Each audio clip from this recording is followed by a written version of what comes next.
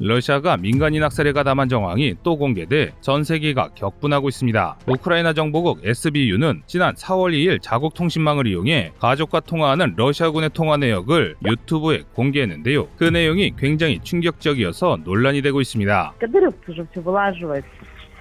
Вон они нахуй всех детей расстреливают, всех нахуй. Они выставили, что там прямо он бежит за ней, за девчонкой. Они прям по ногам ей нахуй стреляют.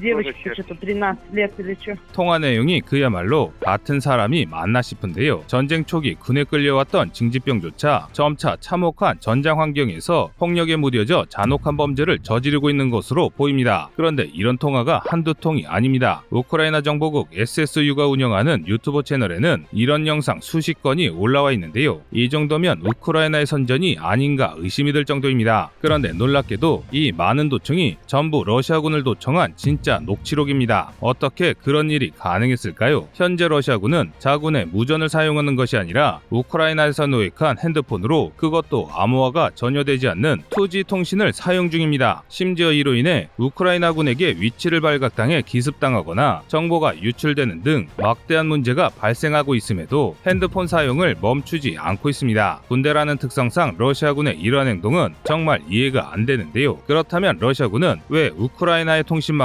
놓지 못하고 있는 것일까요? 그 이유는 상당히 간단합니다. 러시아군이 통신 장비를 제대로 운영하고 있지 않는 것이 원인이기 때문입니다. 사실 개전 초기부터 러시아군은 통신이 제대로 터지지 않아 부대가 갈피를 잡지 못하는 모습을 자주 보였습니다. 무전기의 보급이 제대로 이루어지지 않아 상부제대와 통신이 원활하지 못한 것이 문제였는데요. 엎친 데 덮친 격으로 어나니머스를 비롯한 전 세계 해커 집단의 공격으로 인해 자신들의 통신국이 마비되면서 그나마 통신용으로 사용하던 핸드폰도 무용지물이 된 것입니다. 그래서 러시아군은 부족한 통신 장비를 보충하기 위해 상용 핸드폰과 상용 무전기, 그리고 우크라이나 현지 주민의 스마트폰 약탈 등으로 군 통신망을 유지했습니다. 물론 러시아군도 무턱대고 전화를 사용한 것은 아닙니다. 나름 보안 대책으로 전화에 사용할 수 있는 암호 장비를 가지고 있었는데요. 하지만 이것은 양쪽이 전부 장착해야 효과를 발휘할 수 있는 암호 장비임에도 러시아군에게 보급이 제대로 이루어지지 않아 제 기능을 발휘할 수 없었습니다. 그래서 러시아군은 암호 장비를 사용하지 않은 채 전화했고, 결국 러시아군의 통신을 감청하던 우크라이나군 저격수에 의해 러시아군 장군이 전사하는 참사까지 불러왔는데요. 그런데도 러시아군은 문제를 개선하지 못하고 있습니다. 또 러시아군이 통신 문제를 겪은 것은 하루 이틀 된 이야기가 아닙니다. 즉 군 자체의 구조가 문제라는 것입니다. 이를 증명하는 사례가 2014년 돈바스 전쟁 중에 있었습니다. 국제적인 인터넷 커뮤니티에 게재된 돈바스 반군의 수기에 의하면 놀랍게도 러시아인들은 통신병 자체를 혐오합니다. 통신병은 총을 들고 싸우지 않는 겁쟁이로 취급한다고 하는데요. 심지어 장교들조차 통신병의 필요성을 느끼지 못해 대대통신대원 18명 중 단 4명을 제외한 전 인원을 전방 소총수로 돌려버렸습니다. 이는 어이가 없다 못해 황당하기까지 한데요. 총성과 포성이 빗발치는 전쟁에서 통신 없이 전투를 한다는 것은 눈과 귀를 막고 사방으로 총을 난사하면서 싸움에서 이길 생각을 하는 것이나 마찬가지이기 때문입니다. 이런 러시아군의 개념 없는 행동이 전쟁에서 계속해서 패전하는 이유라고 군사 전문가들은 분석하고 있습니다. 그런데 이런 통신 문제는 대한민국이 무시할 만한 이야기가 아닙니다. 대한민국 국군도 아직 통신에 관해서는 부족한 점이 많습니다. 일례로 국군의 주력 무전기로 사용하고 있는 PRC-999K도 현대전에서 쓰기에 부족함이 상당합니다. 특히 가장 큰 문제점은 음성 위주의 무전기에 데이터 통신을 겸한 장비다 보니 한 방향으로만 통신이 가능하다는 것인데요. 쉽게 말하면 무전기를 이용해 데이터를 전송하는 동안 무전 기능을 전혀 사용할 수 없습니다. 이는 현대전에서는 굉장히 치명적이라고 할 수 있는데요. 지금 선진 강국들은 C4I 체계를 운영하고 있습니다. C4I는 지휘정보 체계와 정보 수집 체계, 그리고 통신망으로 구성됩니다. 즉 이제 현대전쟁은 암호화뿐만 아니라 정보 수집 자체도 보안을 유지하고 있습니다. 그런데 한국의 PRC-999K로는 음성 또는 데이터를 절반만 활용할 수 있습니다. 심지어 후방부대를 관리하는 제2작전 사령부 예하에는 아직도 월남전에서 사용하던 PRC-77이 현역으로 쓰이고 있습니다. 주파수 도약 기능조차 없어 도청에 굉장히 취약한데요. 이래서야 미래전은커녕 현대전을 제대로 치를 수 있을지가 의문입니다. 하지만 다행히도 차기 통신 체계인 TICN에서는 이런 단점이 다수 해결됩니다. 통신 속도도 속도도 훨씬 빨라졌고 차기 무전기 TMMR은 데이터와 음성 통신을 동시에 시행할 수도 있습니다. 그런데 문제가 있습니다.